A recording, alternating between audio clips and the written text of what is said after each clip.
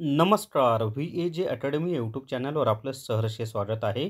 या व्हिडिओमध्ये आपण आज म्हणजेच 7 नोव्हेंबर 2025 रोजी धर्मादाय आयुक्ताचा जो पेपर झालेला आहे, त्या पेपरमधील जी-केवर आधारित 27 प्रश्न पाहणार आहोत. आणि हे जे प्रश्न आहेत ना, आज झालेल्या तिन्ही शिफ्टमधले आहेत. शिफ्ट 1, शिफ्ट 2 आणि शिफ्ट 3. तर आय-एम-पी म्हणजे ॲक्चुअलमध्येच आलेले 27 प्रश्न आहेत आणि असेच प्रश्न तुम्हाला उर्वरित शिफ्टमध्ये सुद्धा विचारले जाणार आहेत.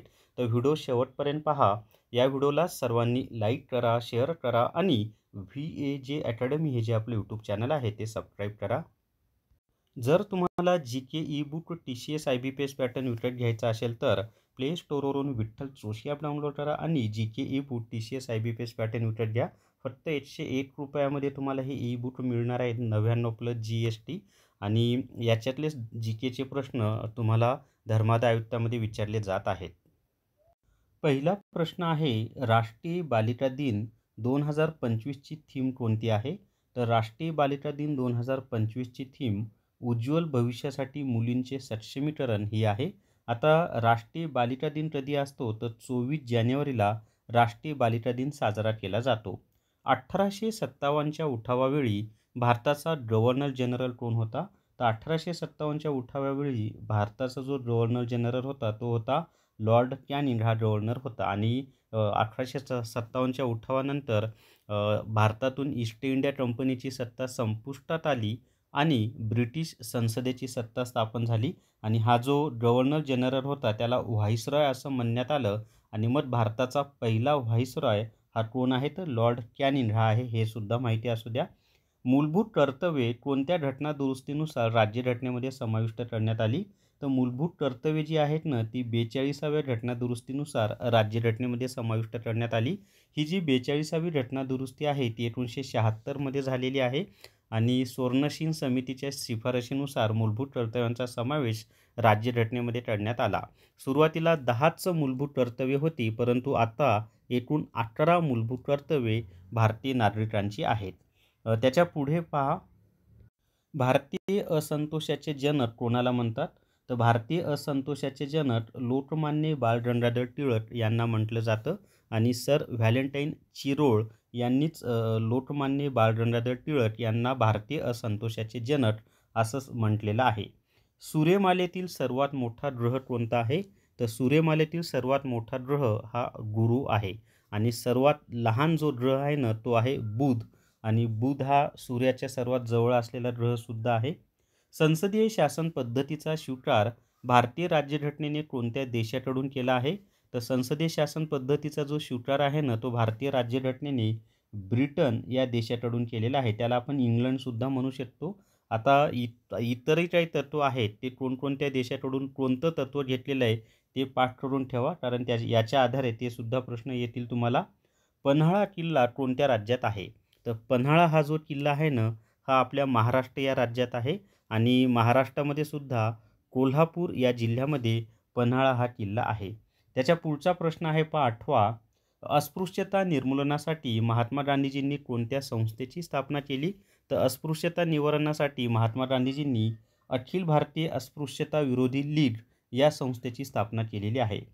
मदर मॅरी कम्स टू मी हे आत्मचरित्र कोणी लिहिले आहे? तर मदर मॅरी कम्स टू मी हे आत्मचरित्र अरुंधती रॉय यांनी लिहिलेलं आहे. ॲनी बेझंट यांनी भारतामध्ये कोणते वृत्तपत्र सुरू केले होते? तर ॲनी बेझंट यांनी भारतामध्ये यंग इंडिया हे वृत्तपत्र सुरू केलेलं होतं. आणि ॲनी बेझंट यांनी भारतामध्ये होम रूल चळवळसुद्धा सुरू केली. होम रूल चळवळ भारतामध्ये दोघांनी सुरू केली. एक आहेत ॲनी बेझंट आणि दुसरे आहेत लोकमान्य बाळ गंगाधर टिळक. कनिष्ठ न्यायालयामध्ये कोणते खटले चालतात? तर कनिष्ठ न्यायालयामध्ये ना फौजदारी व दिवाणी या स्वरूपाचे खटले चालतात. दिवाणी खटले हे मालमत्तेशी संबंधित असतात, स्थावर आणि जंगम मालमत्ता.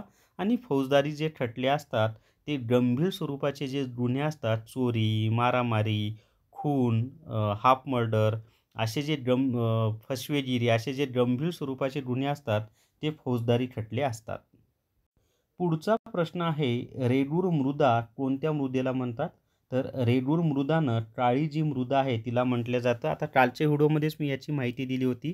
तर जी टाळी म्हणजे बेसाळ खडकापासून ही टाळी कापसाची मृदा तयार होते, जी प्रामुख्याने पश्चिम विदर्भ, मराठवाडा, खानदेश या देशामध्ये आढळते आणि बेसाळ खडकाची झीज होऊन ही मृदा तयार होते आणि या काळ्या मृदेलाच कापसाची मृदासुद्धा म्हणतात, कारण कापसाचं पीक चांगलं येतं आणि याच मृदेला रेगूर मृदा असं सुद्धा म्हटलं जातं. जगातील सर्वात मोठे वाळवंट कोणते आहे? तर जगातील सगळ्यात मोठे वाळवंट सहारा वाळवंट आहे. आता याच्यामध्ये लक्षात ठेवा, वाळवंटाचे 2 प्रकार आहेत मुळामध्ये. त्याच्यामध्ये एक आहे उष्ण वाळवंट आणि दुसरं आहे शीत वाळवंट. मग आता शीत वाळवंटाचा जर विचार केला तर अंटार्क्टिका हे जगातील सर्वात मोठं वाळवंट आहे. आणि उष्ण वाळवंटाचा जर विचार केला तर सहारा हे जगातील सर्वात मोठं उष्ण वाळवंट आहे. जालियनवाला बाग कोणत्या शहरात आहे? तर जालियनवाला बाग हे जे आहे ना, हे अमृतसर या शहरामध्ये आहे, जे की पंजाब राज्यामध्ये आहे आणि सुवर्ण मंदिरसुद्धा अमृतसरमध्येच आहे आणि 1919 मध्ये जालियनवाला बाग हत्याकांड झालेला आहे. भारत शेवट समाजाची स्थापना कोणी केली? तर भारत शेवट समाजाची जी स्थापना आहे ना, ती गोपाळ कृष्ण गोखले यांनी केलेली आहे.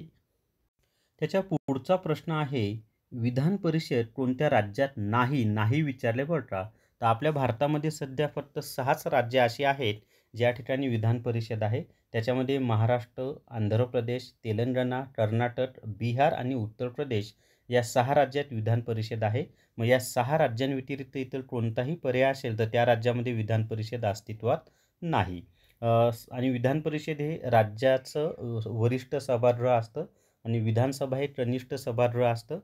केंद्रामध्ये जशी राज्यसभा असते तशी राज्यामध्ये विधान परिषद असते आणि केंद्रामध्ये जशी लोकसभा असते तशी राज्यामध्ये विधानसभा असते. समान नागरी कायदा लागू करणारे दुसरे राज्य कोणते? आता मुळामध्ये गोव्यामध्ये आधीपासूनच समान नागरी कायदा होता आणि तो वेगळ्या स्वरूपाचा आहे. पण आत्ताच्या नवीन बदलत्या स्वरूपात विचार केला तर समान नागरी कायदा लागू करणारं पहिलं राज्य हे उत्तराखंड आहे आणि दुसरं राज्य हे गुजरात आहे. कलम 44 हे समान नागरी तत्त्वाशी संबंधित आहे आणि मार्गदर्शक तत्त्वे किंवा नीतिनिर्देशक तत्त्वांमध्ये समान नागरी कायद्याचा समावेश होतो. त्याच्या पुढे पाहता महाराष्ट्राचे सध्याचे राज्यपाल कोण आहेत? तर सध्या महाराष्ट्र राज्याचे राज्यपाल हे आचार्य देवव्रत आहेत.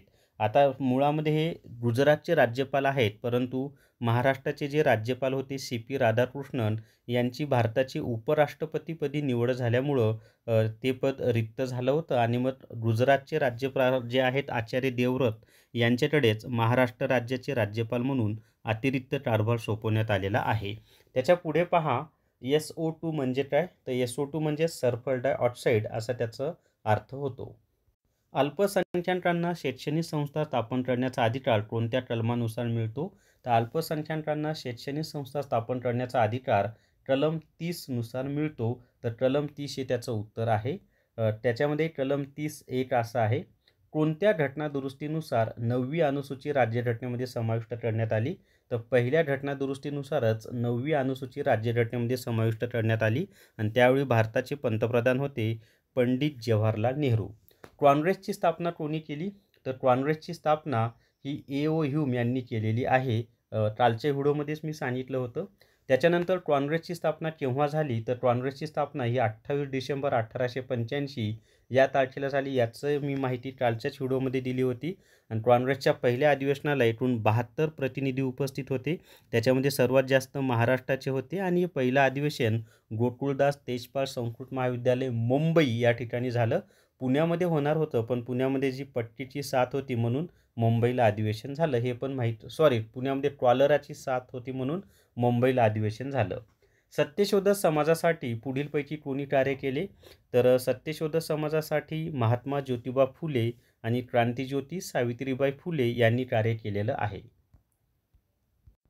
साहित्याचा नोबेल पुरस्कार 2024 कोणाला मिळाला?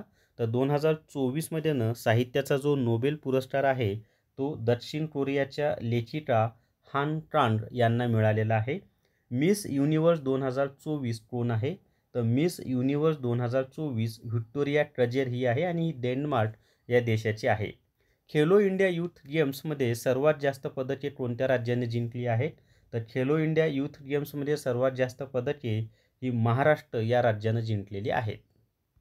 जर तुम्हाला तलाठी भरती रेकॉर्डेड व्हिडिओ कोर्स विकत घ्यायचा असेल तर प्ले स्टोअरवरून विठ्ठल जोशी ॲप डाउनलोड करा आणि तलाठी भरती रेकॉर्डेड व्हिडिओ कोर्स विकत घ्या. फक्त ₹500 फी आहे पहा या कोर्सची आणि याच्यामध्ये तलाठीचा संपूर्ण सिलेबस तुमचा कव्हर होणार आहे. ₹500 ₹1000 चे ई बुक आणि ₹200 टेस्ट सिरीज म्हणजे ₹500 कोर्समध्ये ₹1200 कोर्स तुम्हाला मोफत दिलेले आहेत. आणि मागच्या तलाठीला यातले जशास तसे प्रश्न आले होते, या तलाठीला सुद्धा तुम्हाला फायदा होणार आहे. तर या व्हिडिओमध्ये एवढीच माहिती. या व्हिडिओला सर्वांनी लाईक करा, शेअर करा आणि VAJ अकॅडमी हे जे आपलं यूट्यूब चॅनल आहे ते सबस्क्राईब करा. धन्यवाद.